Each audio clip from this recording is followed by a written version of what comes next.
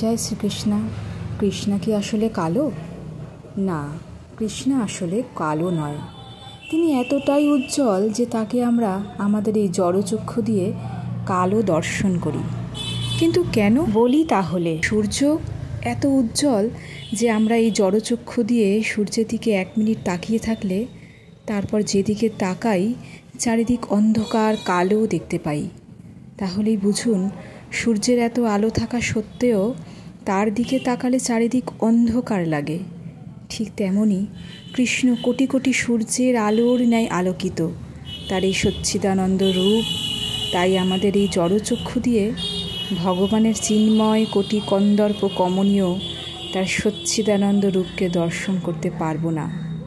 তিনি এই বিশ্বব্রহ্মাণ্ডের সমস্ত জ্যোতির্ময় আলোয় আলোকিত।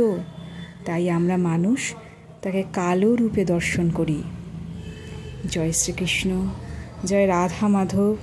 হে প্রভু, তোমার চরণে সর্বদা নিজের মন যেন নিয়োজিত রাখতে পারি।